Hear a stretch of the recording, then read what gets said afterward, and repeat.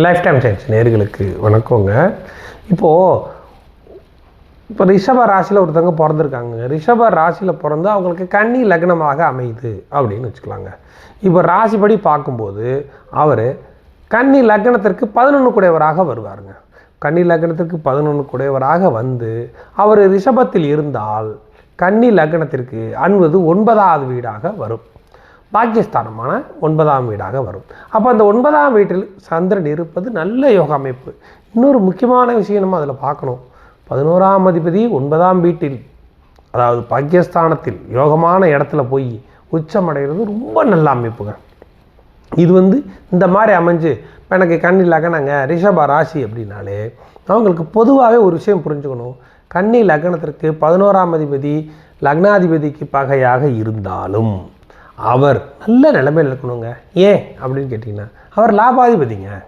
இதெல்லாம் நம்ம பார்க்கணும்ல. முதல்ல சுப கிரகமும் கூட லாபாதிபதியும் கூட, அதுவும் நம்மளுக்கு முக்கியம். ஒரு ஜாதகத்தில் எல்லா கிரகங்களும் முக்கியம்தான், எல்லாத்தையும் தான் பார்க்கணும். அவங்க இருக்கிற இடங்களை பொறுத்து மாறி உட்காந்துக்கிட்டு நல்லதாக பண்ணுவாங்க, அவ்வளவுதான். அதில் இவங்க வேண்டாம் அவங்க வேணாம்லாம் யாரையும் ஒதுக்க முடியாது. நம்ம அவங்க ஒதுங்கி முக்கியமான இடங்களில் எங்கெங்கே இருக்கிறாங்களோ அங்கெங்கே இருந்துட்டாங்கன்னா நல்ல பலன்கள், அவ்வளவுதான். இப்போ சந்திரன் உச்சமடைகிறார், நல்ல அமைப்புங்க. அவங்களுக்கு எதை தொட்டாலும் யோகா அமைப்புகள் அமையும். தொழிலில் அவங்க தொழில் ஸ்தானம் நல்லா இருந்து தொழிலெலாம் பண்ணாங்கன்னா ரொம்ப நல்லாயிருக்கும். அவங்க சின்ன முயற்சி எடுத்தாலே பெரிய லாபங்கள், அவ்வளவுதான். இதுதான் சாதாரணமாக தாங்க பண்ணிகிட்டு இருந்தார், அவர் பெரிய ஆளாயிடும், இவ்வளோதான். இதுதான் வித்தியாசம். ஏற்கனவே நம்மளுக்கு கர்மாவில் இருக்கணும், அதெல்லாம் இருந்தால் தான் அதெல்லாம் கிடைக்கும் அப்படிங்கிறதுக்கு இதெல்லாம் ஒரு கணக்கு. 11 சந்திரன் உச்சம் அடைஞ்சிருக்காரு, அது நல்ல அமைப்பை கொடுக்குங்க. அதே சமயம் இந்த கன்னி லக்னத்துக்குங்க அவர் கெட்டவர் தானேங்க, கன்னி லக்னத்திற்கு பகையானவர் தானேங்க. சுக்கிரன் புதன் சனி இவங்களுக்கெல்லாம் அவர் பகை தானேங்க, பகை தாங்க. இருந்தாலும் அவர் நல்ல இடத்துல இருந்துட்டா அது யோக அமைப்பு, சுபக்கிரகமாச்சே. அவர் 9ல் இருக்கலாம், 2ல் இருக்கிறது ரொம்ப நல்ல அமைப்பாக வருங்க. 2ல் துலாத்தில் இருந்தாலுமே அது நல்ல அமைப்பாக வருங்க. அதே சமயம் பொருளாதாரம் அவங்களுக்கு தொடர்ந்து வர்றது எப்படி வருது அப்படிங்கிறதையும் இப்போ நம்ம பார்க்கலாம். ரிஷப ராசியாக இருந்தால் எப்படி, கன்னி லக்னத்திற்கு ரிஷப ராசியாக வந்து அவர் எப்படி அமைகிறதுல எப்படி வருது அந்த யோக அமைப்பு ரிஷப ராசிக்கு அப்படிங்கிறத பார்ப்போம்.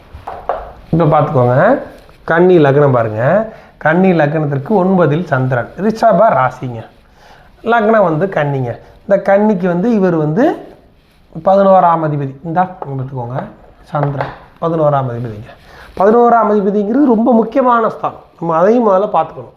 11ஆம் அதிபதி 9ல் உச்சம் அடைஞ்சு பிறந்திருக்காங்க. அப்படிங்கிறப்போ இந்த ரிஷப ராசியாக இருக்கிறவங்களுக்கு நல்ல அமைப்புகளுங்க. அதுலேயும் முக்கியமான இன்னொரு விஷயமும் சொல்லிடுறேன் பாருங்க. இந்த சந்திரன் இங்கே இருக்கிறாருங்க, இந்த சந்திரனை ஏதோ ஒரு வகையில் சுக்கிரன் தொடர்பு கொண்டாரு அப்படின்ட்டா இவங்களுக்கு தொடர்ந்து பணம் ஏதோ ஒரு வகையில் அமைஞ்சிக்கிட்டே இருக்குங்க, கிடச்சிக்கிட்டே இருக்குங்க. அப்படி இருக்கணும் அப்படின்னா சுக்கிரனும் சந்திரனும் பார்த்துக்கிறாங்க அப்படிங்கிற அமைப்பு வந்துருச்சுனாலே ரொம்ப நல்ல அமைப்புங்க. இப்போ இங்கே சுக்கிரன் இருக்கிறாரு, சுக்கிரன் இங்கே இருக்கிறாருங்க. இதில் ஒரு ப்ளஸ் பாயிண்ட் ஒன்று இருக்குதுங்க, அதையும் நான் சொல்கிறேன் பார்த்துக்கோங்க. லக்னத்திற்கு 3ல் சுக்கிரன் இருக்கிறார். இவர் யாருங்க? 2 3 4 5 6 7 8 9 2 9 குடையனார் சுக்கிரன் 3ல் இருந்து தன்னுடைய 9ஆம் வீட்டை பார்க்கிறார். அங்கே யார் இருக்கிறா? அங்கே 11ஆம் அதிபதி இருக்கிறார். இப்போ இங்கே என்ன நான் கொண்டு வந்திருக்கேன்னு சொல்கிறேன் பாருங்கள்.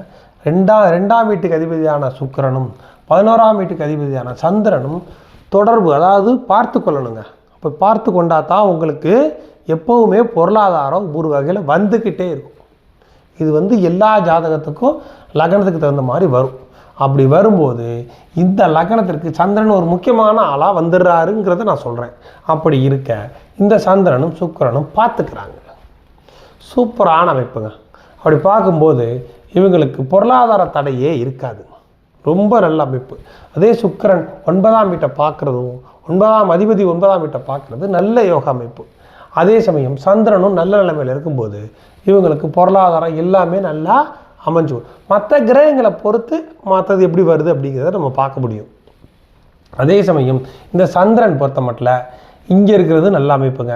அதே இந்த லக்னாதிபதியும் சுக்கிரனோட சேர்ந்துருந்து சந்திரன் பார்க்குறதும் ஒன்றும் மோசம் கிடையாது, அதுவும் நல்ல அமைப்பு தான். அப்படி இல்லைங்க, இங்கே வந்துட்டாருங்க சந்திரன் லக்னத்துக்கு 4ஆம் இடத்துல இருக்கிறாருங்க அப்படின்னா நான் சொல்லி பார்த்தீங்களா 4ல் திக்பலம் அடைவாருன்னு. ஸ்தான பலத்தை அடைஞ்சதுக்கு தகும். அப்படிங்கிறப்ப சந்திரன் இங்கே இருக்கிறதும் நல்ல அமைப்பு. இப்படி இருக்கணும். அப்படி இப்போ இங்கே சந்திரன் இருக்கிறார் அப்படின்னா ஏதோ ஒரு வகையில் சுக்கிரன் இங்கேயாச்சும் இருக்கணும். ஏன் சொல்ல வரேன்னா, இங்கே நட்பு வீட்டில் இருப்பார், 10ஆம் வீட்டில் இருப்பார், சந்திரனை பார்ப்பார். இவங்க 2 பேரும் பகை தான், நான் இல்லைன்னு சொல்லலை. இந்த இடத்துல இந்த லக்னத்திற்கு இந்த அமைப்பாக அவங்க வந்துட்டாங்கன்னா அவங்களுக்கு பொருளாதாரம் எப்போவுமே ஏதோ.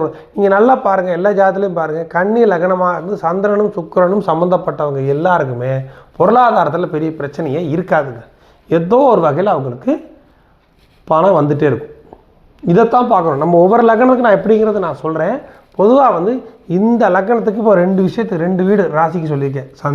தனுசு ராசியாக இருந்து கன்னி லக்னமாக இருந்தால் எப்படி வரணும், அதே சமயம் கன்னி லக்னமாக இருந்து ரிஷப ராசியாக இருந்தால் எப்படி வரணும் அப்படிங்கிறத நான் சொல்லியிருக்கேன். அடுத்தடுத்த வீடியோவில் நான் ஒவ்வொன்றுக்கும் தனியாக விளக்கம் சொல்கிறேன்.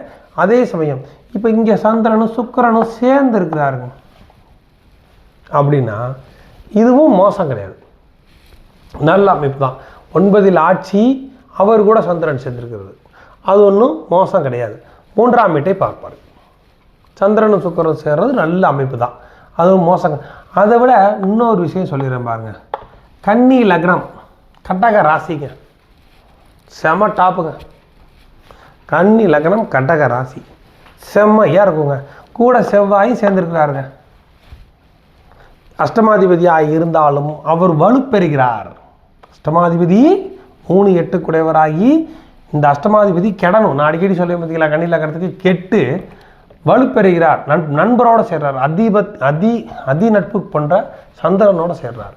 இந்த மாதிரி அமைஞ்சால் சரியான யோகம். இந்த சந்திரனும் செவ்வாயும் சேர்ந்துருந்தா ரொம்ப டாப்பான அமைப்புங்க. செவ்வாய் நீசம் அடைஞ்சு நீசத்துக்கு பங்கம் வந்துடுது. இப்போ ஒருத்தர் கூட கமெண்ட்ஸில் கேட்டிருந்தார், நீச பங்கத்தை சொல்லுங்கன்னு. நீசத்துக்கு பங்கங்கிறது இப்படி தான். நீசத்துக்கு பங்கம் அப்படின்னா 11ஆம் அதிபதி சந்திரன் ஆட்சி பெற்று செவ்வாயினுடைய நீசத்தை பங்கம் பண்ணிட்டார். அதாவது பவரை பாசிட்டிவாக கொடுக்க ஆரம்பிச்சார். இதுதான் நீச பங்கம்னு சொல்கிறது. அப்படி இந்த நீச பங்கத்தில் இருக்கும்போது அது நல்ல அமைப்புகளை இந்த சந்திரன் செவ்வாய் கொடுக்க ஆரம்பிச்சோம். ஆனால் செவ்வாய் கெட்டவர்னு சொல்லுவோம். அவர் தான் கெட்டவர் தான், கெட்டுட்டாரே. கெட்டவர் கெட்டிடும் ராஜயோகம் அப்படிங்கிறது இந்த கணக்கு தான். இப்படி தான் நம்ம எடுத்துக்கணும். சந்திரனும் சுக்கிரனும் பார்க்குறது ஒரு நல்ல அமைப்பு. சந்திரனும் செவ்வாய் இங்கே சேர்ந்துருக்கிறது ஒரு நல்ல அமைப்பு. அதே சமயம் சுக்கிரனை ஏதோ ஒரு வகையில் அவங்க பார்த்துட்டாங்க அப்படின்னா பொருளாதாரத்தில் எந்த பிரச்சனையும் இல்லை. அதே சமயம் 6ஆம் வீட்டு அதிபதி சனி மட்டும் இவங்களை பார்க்காம இருந்துடணும்.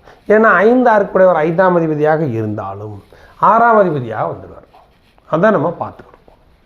இப்போ அதே மாதிரி சூரியனும் ஏதோ ஒரு வகையில் இவங்களோட சம்மந்தப்படாமல் இருந்துட்டால் நல்லது. இதில் வேறு எதாவது டவுட் இருந்தாலும் சொல்லுங்கள். அடுத்தபடியாக எந்த ராசிக்கு எந்த லக்னத்துக்கு எப்படி வருதுங்கிறதையும் நான் இடையில அடுத்த வீடியோலையும் சொல்கிறேன். ஓகே.